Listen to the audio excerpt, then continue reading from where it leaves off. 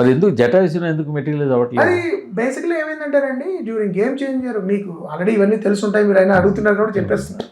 Game changer టైంలో రాజుగారు నాతో ఇది అంటే అలా అవ్విన తర్వాత మనం మొదలెడదామండి. అవును, అది ఇప్పుడు మొదలవుతుంది అనిపిస్తుంది కదా, ఏంటి అవకాశం ఉందా? అది నేను ఇప్పుడేం కమెంట్ అవ్వకూడదు, కానీ we are definitely I want to start sir. ఎందుకంటే విజయ్ దేవరకొండ అది కాదండి, అది తెలియదు. అంటే we don't want officially say anything. But ఆ సబ్జెక్ట్ మీ దగ్గర ఉంది, దాన్ని ఎవరితోనే చేయాలి. నో ఖచ్చితంగా చేయాలి. అది రాజుగారికే చేస్తారు. రాజుగారితో చేయాలని అయితే, రాజుగారు is very passionate about the project. And ఆయన మొన్న కూడా ఒక డిఆర్డి ప్రెస్ మీట్ లో కూడా చెప్పారు కదా, ఇప్పటి నుంచే చెప్తున్నారు ఆయన. So we have decided, we are in talks with Vijay about it. Vijay is definitely, ఆయన విజయ్ వేరే సినిమా స్టార్ట్ అవుతుంది. అవును, రవికిరణ్ కోలాతో జరుగుతుంది. And I'm personally very fond of Vijay as an actor. So I would like him to do, but తను చాలా long shoot అయ్యే actors చాలా మంది ఉన్నారా, హీరోస్? అది చాలా బేసిక్గా మోస్ట్ యాక్టర్స్ కి సూట్ అయ్యే పాత్ర సార్ అది. అంటే ఎటు వచ్చి అంటే ఫిజికల్గా వాళ్ళు కొంచెం మార్పులు చేర్పులు చేసుకోవాల్సి వస్తుంది. But in terms of choices ఉన్నారు. But I'm very fond of Vijay. I'm saying Vijay in that role. But Vijay is now very busy with 2-3 projects till next year. So we are figuring out what the thing is. So నాకేంటంటే అయితే అది ఉంది. I wanted. మీరు అన్నట్టు అది ఈ generation వచ్చే action mode ఎక్కువ ఉంటుంది.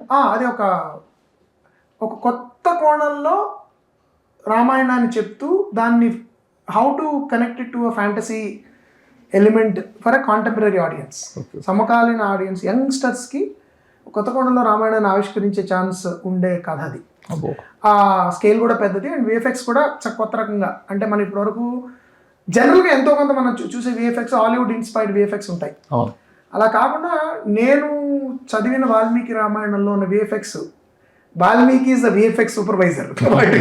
నేను జోక్గా అంటూ ఉంటాను విఎఫ్ఎక్స్ వాళ్ళతో. ఆయన రాసిన కొన్ని నా దృష్టిలో ఇప్పుడు ప్రపంచంలో స్క్రీన్ మీద ఎవరు చూడలేదండి. అంత డీటెయిల్డ్గా రాశారు ఆయన కొన్ని సన్నివేశాలు రామాయణంలో. అది ఇంతవరకు ఎప్పుడు ఎవరు ఎందుకు అసలు వాటి గురించి ఆలోచించలేదా నాకు చాలా ఆశ్చర్యం కలిగింది చదివినప్పుడు. పుల్లెల రామచంద్రుడు గారు రామాయణం ట్రాన్స్లేషన్ చదివినప్పుడు ఆయన చాలా వివరంగా రీసెంట్ పబ్లిష్ చేసింది. 9 వాల్యూమ్స్ ఉంది, మరి తర్వాత కూడా వచ్చాయేమో 9 వాల్యూమ్స్ కలిపి మళ్ళీ ఒక పెద్ద వాల్యూమ్. అది నేను మా దగ్గర 9 సెపరేట్ వాల్యూమ్స్ మా నాన్నగారిది చదివాను నేను. అది దానిలో నేను కోవిడ్ టైంలో మొత్తం గురించి చదివా, సంస్కృతం కూడా నేర్చుకోవడం ప్రారంభించాయి దీనికోసం అని చెప్పి. కొన్ని ప్యాసేజెస్ చదువుతున్నప్పుడు ఏంటి అసలు ఇది ఇంత అద్భుతమైన విజువలైజేషన్ ఎవరు చేయలేదు, ఒరిజినల్ విజువలైజేషన్ ఇలాంటిది హాలీవుడ్లో మనం చూడలేదు, యూరోప్లో చూడలేదు, కొంత మనం ఏషియన్ సినిమాలో చూసి ఉంటాం బహుశా అని నాకు అనిపించేది అనమాట. సో అవన్నీ ఉన్న స్కోప్ ఉన్నది, వెరీ ఛాలెంజింగ్ ఫిల్మ్. నేను రాజుగారితో జోక్ వేస్తూ ఉంటా, సరే ఈ సినిమా తీసి రిటైర్ అయిపోవచ్చు, నా కోరిక తీరుతుంది, అప్పుడు మీ కోరిక తీరుతుంది. నాకు చాలా పెద్ద సినిమా ప్యాషన్ ప్రాజెక్ట్ అండి అది. అది రాజుగారు కూడా చాలా చాలా ఎన్నో ఇంటర్వ్యూలో చెప్పారు ఆయన. నేను కూడా మా ఇద్దరికి కూడా చాలా ఇష్టమైన project. So we want to make that happen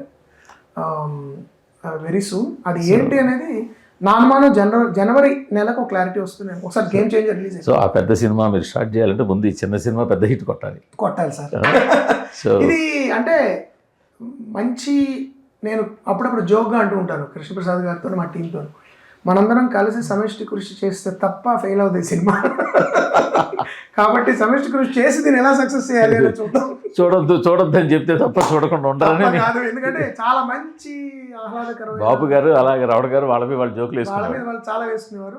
అప్పుడు చాలా వేసుకునేవారు సార్, యాక్షన్గా వేసుకునేవారు. నాకు బాగా గుర్తు, ఒకసారి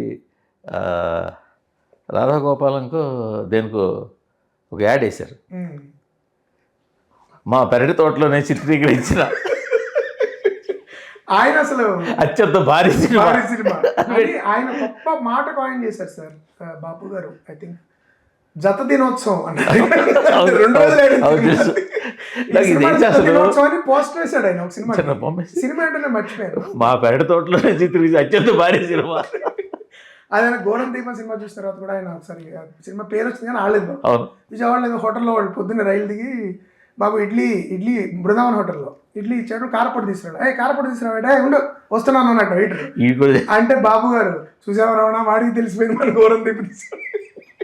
అంటే చూసారా నేను అన్నది అదే సార్ కొట్టండి సక్సెస్ ఎక్కువ సార్ కోటి మందికి తెలిసిన నేను బయటకు వెళ్ళినా కూడా చాలా మంది సంమోహనం గురించి అదే అదే మాట్లాడుతుంటారు కదా ఐ స్టిల్ ఫీల్ అంటే మీరు ఒక మంచి దర్శకుడు ఆ సంగతి మాకు తెలుసు అది కాబట్టి అలాగా ఒక కోటి మంది తెలుసు 10 కోట్ల మంది తెలియాలి తప్పకుండా నేను నా ప్రయత్నం కూడా అదే సార్. మీరు ఈ దెబ్బతో ఈ రోజు నుంచే నేను ఈసారి మీరు కనిపించినప్పుడు నేను అలాంటి క్వశ్చన్ అడగకూడదు. అది మీ సమక్షంలో ఇదే నా ఛాలెంజ్ అంటారు.